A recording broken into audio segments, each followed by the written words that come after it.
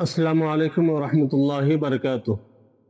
उम्मीद है कि आप तमाम हजरात खैर और आफियत से होंगे।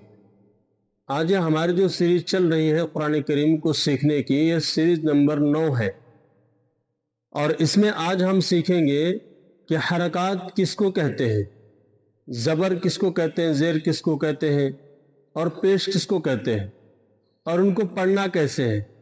ये आज हम बुनियादी चीज़ जो है सीखने जा रहे हैं।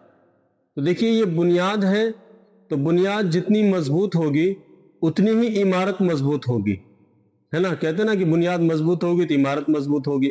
तो हमें ये बुनियाद को मजबूत करना है, यानी इन हरकत को हमें याद रखना है और इसको हिफ्ज याद करना है, आपको जहन में बिठाना है। ये जो तख्ती नंबर 3 है मैंने लिखी हुई बोर्ड पर, तो इस तख्ती नंबर 3 को हमें रट करके याद करना है और समझना है और उसको बार बार पढ़ते रहना है, तब जाकर के ये चीज़ें आपको याद रहेगी। क्योंकि ये कुरान करीम की बुनियाद है, यानी शुरुआती है, इब्तदा है। तो इसको आप याद रखेंगे तो ये चीज़ें याद रहेंगी और याद नहीं रखेंगे तो ये चीज़ें आप जो है भूल जाएंगे। तो इसलिए इस तख्ती को ध्यान और तवज्जो से सुने भी और पढ़े भी, और इस वीडियो को सेव करके रखें ताकि आपको वक्ती ज़रूरत पर काम आ सके। तो लिहाजा चलिए आज शुरू करते हैं आज का वीडियो हरकत का। तो पढ़िए मेरे साथ तख्ती नंबर 3, हरकत का बयान। तो ये कायदे में जैसे कि मैंने पहले बताया था कि ये किताब है, ये किताब लेने की जरूरत नहीं है। अगर किताब ले ले तो बहुत अच्छी बात है, वरना नूरानी कायदा भी आप ले सकते हैं, उसमें भी आप जो है पढ़ सकते हैं, कोई मसला नहीं है। बस ये सहूलत और आसानी के लिए कि इसमें जो सबक के तहत समझाया गया है, आसान तरीके से, नूरानी कायदे से भी आसान करके इसमें समझाया गया है। तो इसलिए मैंने इस किताब को जो चॉइस किया हुआ है और इस किताब को मैं जो है पढ़ा रहा हूं इस किताब के अंदर। आप चाहे तो किसी और किताब में भी पढ़ सकते हैं। तो चलिए तख्ती नंबर 3, हरकत का बयान। अब देखिए यहां पर नंबर एक जबर। जबर किसको कहेंगे? जो लकीर के ऊपर आता है, हुरूफ के ऊपर इस तरीके से एक हुरूफ आएगी, ये जबर। ये जेर यानी कि हुरूफ के नीचे ये लकीर आएगी, इसको कहेंगे जेर। और पेश यानी कि हुरूफ के ऊपर एक गोल जो छतरी के, यानी नौ जो होता है, नौ, तो वो नौ को थोड़ा आड़ा कर दे तो ये पेश हो जाएगा। तो ये है पेश। ये एकदम शुरू से सीखने वाले हजरात के लिए मैं समझा रहा हूं ताकि आपके दिमाग में बैठ जाए। तो आइए पढ़ते हैं नंबर 1, जबर, जेर और पेश। तो इनको क्या कहेंगे? जबर, जेर और पेश को क्या कहते हैं? जबर, जेर, पेश को हरकत कहते हैं। जबर, जेर और पेश को क्या कहते हैं? हरकत कहते हैं। जबर, जेर और पेश को हरकत कहते हैं। अब देखिए नंबर 2। तो अब जबर, जेर, पेश को हरकत कहते हैं, ये आपको मालूम हो गया। तो अब ये हरकत और ये जबर, जेर, पेश जिस हरफ पे आ जाए उसको क्या कहेंगे? ये देखिए, जिस हर्फ पर जबर, जेर या जबर, जेर और पेश हो उसको मुतहर्रिक कहते हैं। जिस हर्फ पर जबर, जेर और पेश हो उसको मुतहर्रिक कहते हैं। यानी ये जबर, जेर, ये जबर, ये जेर, ये पेश, ये अगर किसी हर्फ पर आ रहे हैं तो उस हर्फ को मुतहर्रिक कहेंगे।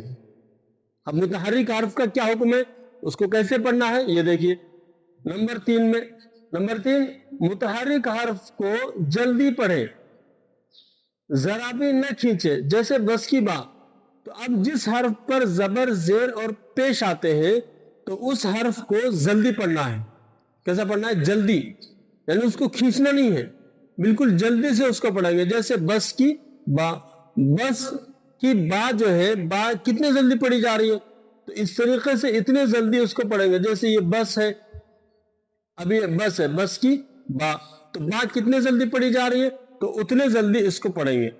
और अब आखिर में जो है एक अहम कायदा बताया गया है, जो बहुत सारे लोग कंफ्यूज रहते, तो ये अगर कायदा नहीं जानेंगे तो फिर समझ में कुछ भी नहीं आएगा। तो ये कायदा बहुत अहम है, सुन लीजिए। तब ये कायदा है 4 नंबर का कि अलिफ हमेशा हरकत और जज्म से खाली होता है। जैसे अब ये क्या है, ये अलिफ है मिसाल के तौर पर। अब इस पे ना तो कोई हरकत है, यानी कि जबर भी नहीं है, जेर भी नहीं है और पेश भी नहीं है, यानी कोई हरकत इस पे नहीं है।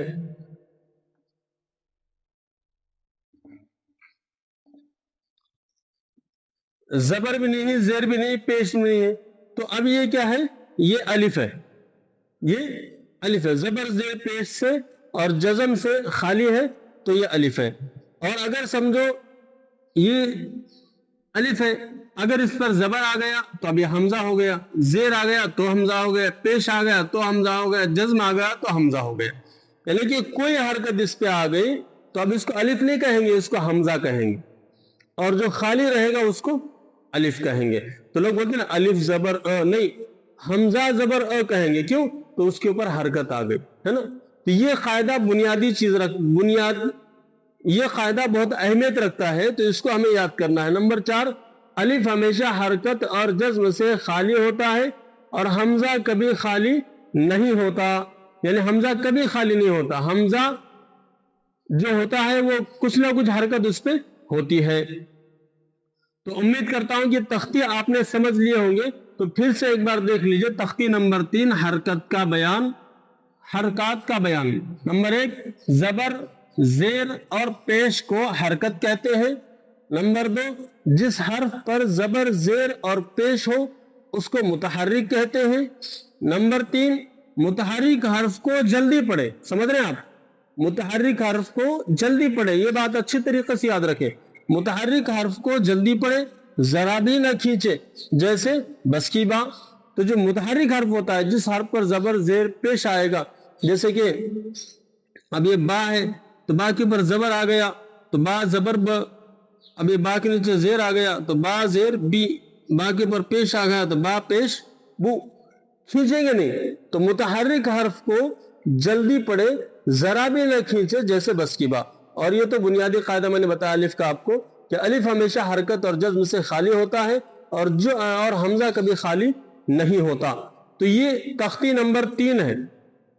تو اس تختی نمبر 3 کو آپ کو زبانی یاد کرنا ہے۔ تو جتنے حضرات قرآن کریم کو سیکھ رہے ہیں تو ان تمام سے گزارش ہے کہ اس تختی کو اچھی طریقے سے یاد کر لے، ذہن نشین کر لے، تو آپ کی بنیاد مضبوط ہو جائے گی اور آگے آپ جو آسانی سے پڑھ پائیں گے۔ اور آگے ہم جو ہے پھر پڑھیں گے زبر کو، زبر کو پڑھیں گے، اس کی مشق کو پڑھیں گے کہ کس طریقے سے اس کو پڑھنا ہے، میں پڑھ کے بتاؤں گا، اور مشق بھی آپ کو جو ہے کراؤں گا، پورے مشق کریں گے، پورا پڑھیں گے۔ تو دعا کیجیے کہ اللہ تعالی ہم تمام کے لیے قرآن کریم کا پڑھنا آسان فرمائے، اور ہمیں بھی ان لوگوں میں داخل فرمائے جن لوگوں کے بارے میں نبی کریم صلی اللہ علیہ وسلم نے فرمایا کہ خیرکم من تعلم القرآن، خیرکم من تعلم القرآن وعلمہ، کہ وہ بہترین لوگ ہیں جو قرآن کو سیکھتے اور سکھاتے ہیں۔ تو ہمیں بھی اللہ تعالیٰ نے بہترین لوگوں میں داخل فرمائے، اور آپ سے گزارش ہے کہ آپ اچھی طریقے سے اس کو یاد کریں اور ویڈیو کو ثواب جاریہ سمجھ کر کے دوسروں تک پہنچائے، اور چینل کو سبسکرائب کرے اور ویڈیو کو لائک کرے، شیئر کرے، اور خاص طور سے ایک آدھ پیارا سا کمنٹ جو ہے ضرور کر دے۔ السلام علیکم ورحمۃ اللہ وبرکاتہ۔